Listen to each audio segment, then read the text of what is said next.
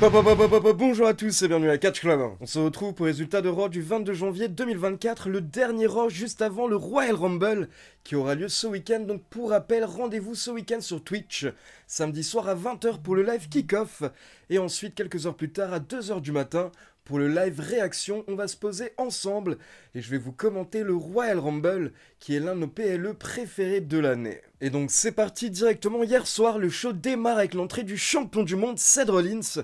Car si vous avez vu ma dernière vidéo news, vous êtes au courant que Seth Rollins est blessé au genou. Et du coup justement hier soir, la WWE avait annoncé qu'il ouvrirait le show pour parler de son futur et du futur du titre mondial. Et directement on peut voir que Rollins est très touché, il est très ému dans le ring, il a même quasiment les larmes aux yeux. Mais au final il se motive, il accueille la foule à Raw. Et donc il nous rappelle que la semaine dernière il a affronté Jinder Mahal, il l'a battu. Mais malheureusement, pendant le match, il a senti qu'il s'est fait mal à la jambe. Et Rollins explique que quand il est retourné en coulisses, il s'est rendu compte qu'il va potentiellement être absent très longtemps. Et il s'est même dit qu'il y a de fortes chances qu'il rate WrestleMania. Donc il nous explique que la semaine dernière, il a dû passer une IRM et les résultats sont tombés, ils ne sont pas très bons, car Seth Rollins souffre bien d'une déchirure du ligament collatéral tibial grade 2. Ça, c'est la petite précision qu'on n'avait pas. Donc c'est une déchirure grade 2 et à côté de ça, il confirme également qu'il souffre d'une déchirure partielle du ménisque. Et il explique que selon les médecins, s'il choisit de se faire opérer, il sera absent minimum 3 à 4 mois, donc forcément il ratera WrestleMania. Mais attention, Rollins ne confirme pas l'opération, il dit simplement que pour le moment il ne sait pas exactement ce qui va se passer. Pour le moment il juge la situation au jour le jour, et donc ils vont voir quelle va être la bonne décision à prendre. Et là Rollins veut continuer son speech, mais d'un coup, il est interrompu par le ring général Gunther avec Giovanni Vinci et Ludwig Kaiser. Donc Gunther monte sur le ring et là directement Rollins dit qu'il a pas le temps. Donc si Gunther veut le taper, s'il veut faire de lui un exemple, alors qu'il le fasse tout de suite et qu'il règle ça. Donc Rollins est prêt à se faire exploser. Mais là Gunther explique qu'il n'est pas là pour ça. Il explique qu'avec Rollins, ils se sont évités depuis quelque temps. Donc Gunther a voulu faire son entrée pour dire à Rollins ce qu'il pense réellement de lui. Gunther nous explique que Seth Rollins s'est positionné comme étant un fighting champion, un champion qui défend son titre, tout comme Gunther. Et du coup Gunther explique que ça lui brise le cœur de voir que Rollins ne pourra potentiellement pas participer à WrestleMania. Mais là Seth Rollins intervient et il dit à Gunther qu'il aurait dû le laisser finir, car Seth Rollins n'avait pas fini, et là il nous explique qu'il n'en a rien à faire de ce que lui ont dit les médecins. Et quoi qu'il arrive, Seth Rollins va aller à WrestleMania pour défendre son titre World Heavyweight et il fera tout ce qu'il faut pour repartir de WrestleMania avec son titre. Et là, Gunther est ravi d'apprendre que Seth Rollins sera à WrestleMania 40, car Gunther explique qu'il va remporter le Royal Rumble et derrière, il va choisir Seth Rollins pour le titre World Heavyweight et lors de WrestleMania, Gunther va s'acharner sur le genou et le dos de Seth Rollins, tous les endroits où Rollins est blessé, pour le battre pour le titre World Heavyweight. Et Rollins a simplement répondu en disant qu'il apprécie l'honnêteté de Gunther, mais il lui rappelle tout de même de ne pas oublier à qui il parle. Donc fin du segment, Gunther et Rollins se serrent la main, et vous avez Gunther qui se positionne comme potentiel vainqueur du Royal Rumble, aux côtés de Cody Rhodes, CM Punk, McIntyre et plein d'autres. Mais surtout l'info importante de ce segment, c'est que Rollins sera bien à WrestleMania, malgré sa blessure, et donc comme vous l'avez compris, s'il se fait opérer, il sera forcément absent 3 à 4 mois. Donc apparemment, pour le moment, il va repousser l'opération, et tout simplement se reposer jusqu'à WrestleMania, pour pouvoir catcher contre le potentiel vainqueur du Royal Rumble, si le vainqueur du Rumble choisit Rollins. Et attention, à la fin du segment, on a Xavier Woods et Kofi Kingston qui débarquent au bord du ring et qui attaquent Ludwig Kaiser et Giovanni Vinci. Donc on enchaîne directement avec le match Imperium contre les New Day. Et le problème, c'est que ces deux équipes se détestent tellement que c'était totalement incontrôlable. Ils se battaient à l'extérieur et du coup au final, le match s'est terminé avec un double décompte à l'extérieur. Donc le match est terminé, mais ça n'a pas arrêté Imperium et le New Day qui ont continué à se battre au niveau de la foule, puis ils ont pris un petit peu de hauteur. Et là, vous avez les deux membres du New Day qui ont porté un double spear à Kaiser et Giovanni Vinci qui du coup sont retombés un peu plus bas à travers une table pour un énorme bump. Puis on passe dans le vestiaire de Judgment Day et là vous avez Rhea Ripley qui explique qu'elle était dans le bureau de Adam Pearce. Et le general manager de Raw a informé que la semaine prochaine, Finn Balor et Damian Priest vont défendre les titres par équipe face à DIY.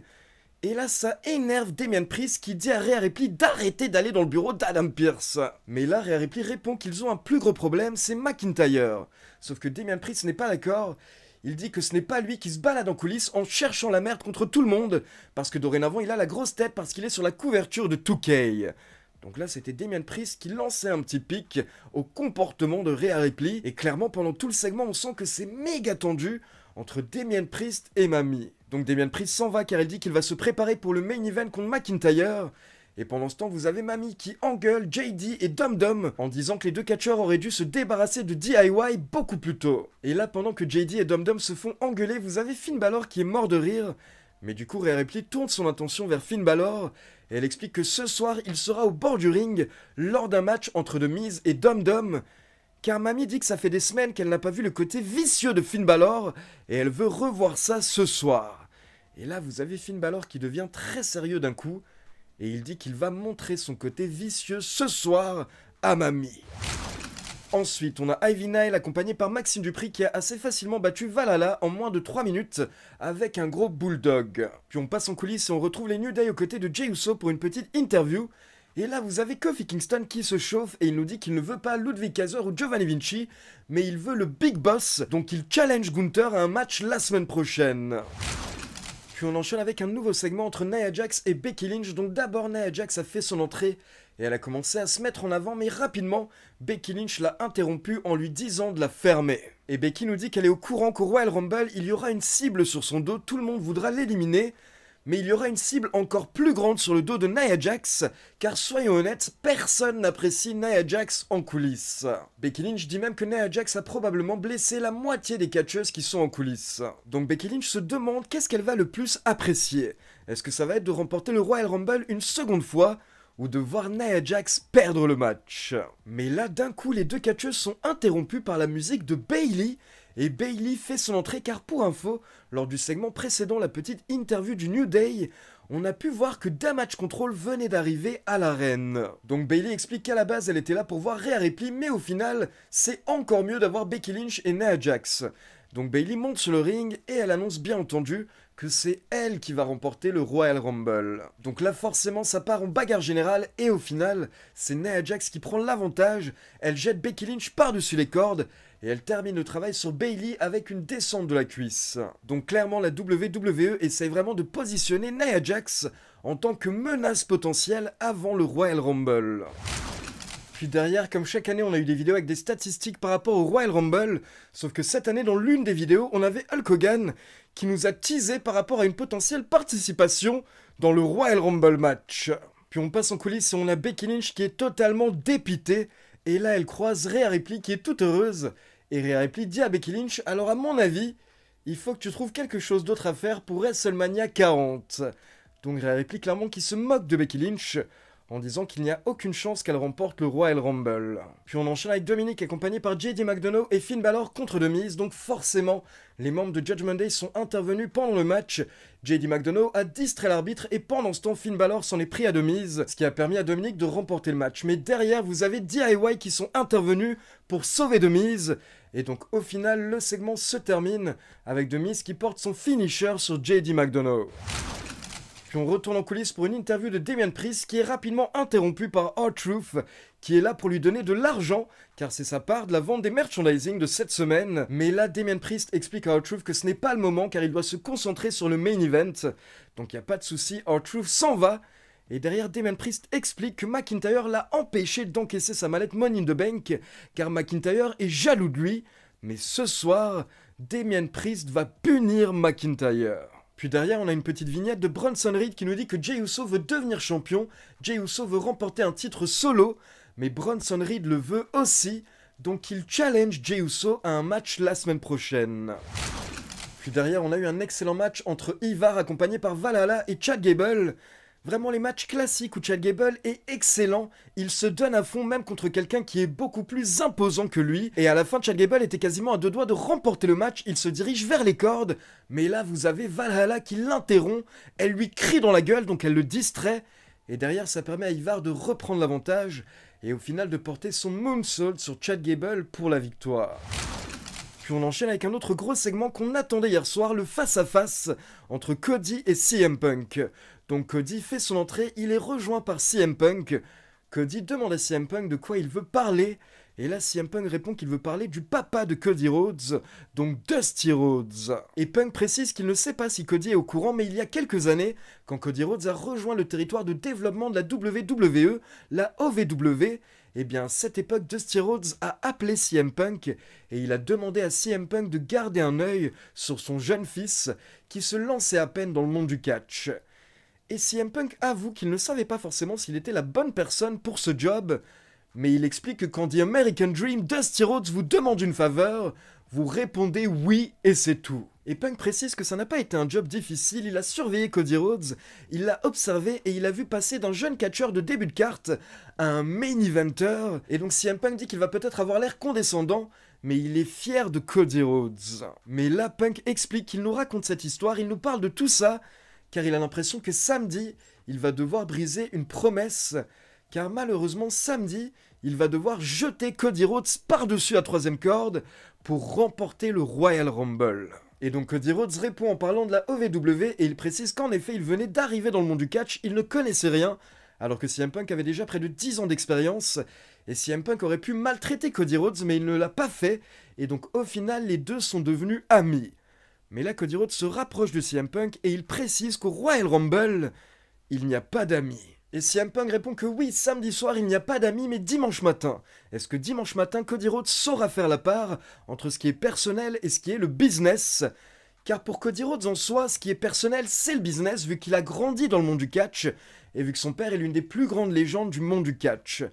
Mais justement, là, CM Punk parle de The American Dream, Dusty Rhodes, et il dit que c'est marrant, car son père à lui était électricien, donc au final c'est un petit peu ironique, car CM Punk est plus The American Dream que Cody Rhodes. Et donc forcément cette phrase n'a pas du tout plu à Cody Rhodes, donc derrière, il mentionne la pipe bomb de CM Punk, où CM Punk avait critiqué la terre entière, sauf que quelques mois plus tard, CM Punk est parti, il a quitté la WWE, donc CM Punk, tout ce qu'il faisait, c'était de parler, pendant que Cody Rhodes, lui, taffait, et donc Cody Rhodes dit que c'est également ironique, car au final, il est plus CM Punk que CM Punk. Donc forcément, ça énerve Punk, qui devient très sérieux et qui dit à Cody Rhodes, tu as porté la WWE, tu as porté cette compagnie sur tes épaules pendant 2 ans, et maintenant que tu arrives à la ligne d'arrivée, il y a une plus grande star que toi qui va venir te voler la vedette. Et attention, je parle de moi, car vu la manière dont parlait CM Punk, ça pouvait également nous faire penser à The Rock. Donc clairement, Cody Rhodes veut main eventer WrestleMania 40, et il dit qu'il va faire ce qu'il aura à faire et que sa route passe par CM Punk. Donc fin de segment très tendu entre les deux, et encore une fois, vous avez deux catcheurs qui tous les deux peuvent totalement remporter le Royal Rumble. Donc vraiment le suspense est à son comble par rapport au Royal Rumble match masculin en particulier. Ensuite, nous avons Shayna Baszler et Zoey Stark qui ont battu Indi Hartwell et Candice LeRae, et après le match, les championnes par équipe sont venues confronter Baszler et Stark dans le ring. Mais derrière, vous avez Asuka et Kairi Sane qui ont attaqué les championnes dans le ring, car pour rappel, les Kabuki Warriors vont affronter Kaden Carter et Katana Chance pour les titres ce vendredi à SmackDown. Puis les commentateurs nous confirment plusieurs matchs pour la semaine prochaine, donc pour rappel, on aura bien un match pour les titres par équipe avec Finn Balor et Damian Priest contre DIY. Mais à côté de ça, c'est confirmé, le ring général Gunther va défendre le titre intercontinental face à Kofi Kingston la semaine prochaine lors de Raw, et Jey Uso a accepté le challenge de Bronson Reed. Et donc on passe au main event avec Drew McIntyre contre Damian Priest, deux catcheurs qui ont des comptes à régler. Clairement c'est tendu entre eux depuis plusieurs semaines, et pour rappel, hier soir lors de Raw, Damian Priest avait demandé à R-Truth de le laisser tranquille, sauf qu'au bout de quelques minutes, d'un coup vous avez R-Truth qui débarque au bord du ring et qui encore une fois veut donner une liasse de billets à Damian Priest. Mais là Damian Priest n'apprécie pas, car ce n'est pas le moment, donc au final il repousse violemment R-Truth. Mais R-Truth ne le prend même pas mal. Lui, en fait, ce qu'il comprend, c'est qu'il ne fallait pas donner directement l'argent à Damian Priest, mais que Damian Priest souhaitait que R-Truth place directement l'argent dans la mallette Money in the Bank. Donc là, Truth va vers la mallette, il essaye de l'ouvrir, mais ce n'est pas possible car il faut la combinaison. Donc là, Truth commence à demander la combinaison à Damien Priest et il monte au bord du ring. Sauf que là, McIntyre était lancé et il allait potentiellement porter son finisher, donc il n'apprécie pas l'intervention de R-Truth. Du coup, il lui met un énorme punch et Truth tombe dans le ring. Mais derrière, quand McIntyre se retourne, il est accueilli par le chokeslam de Damien Priest. Donc là, Damien Priest est à deux doigts de remporter le match, il l'effectue le tombé. Mais l'arbitre ne peut pas compter, car l'arbitre est en train de s'occuper de R-Truth qui est KO. Donc là, forcément, Damien Priest pète un câble, car il comprend qu'il aurait pu gagner le match, mais qu'au final, ce n'est pas le cas à cause de R-Truth. Donc là, il le chope et il le jette violemment à l'extérieur du ring. Sauf que cette fois-ci, quand Damien Priest se retourne, McIntyre s'est relevé entre-temps, et du coup, il porte sa Claymore Kick sur Priest pour la victoire. Donc McIntyre se positionne plutôt bien juste avant le Royal Rumble, mais comme je vous l'ai dit, il y a plein de potentiels vainqueurs pour le Royal Rumble ce week-end. Donc rendez-vous samedi soir à 20 h sur Twitch pour le live kick-off et à 2 h du matin pour le live réaction pour passer l'une des meilleures soirées de l'année. Donc voilà, c'est tout pour Résultats de Raw. Maintenant, comme d'habitude, c'est à vous. N'hésitez pas à me laisser vos avis dans les commentaires. Et comme d'habitude, n'oubliez pas de liker la vidéo, de vous abonner à la chaîne et de cliquer sur la petite cloche pour être informé de la sortie des prochaines vidéos. Ciao tout le monde!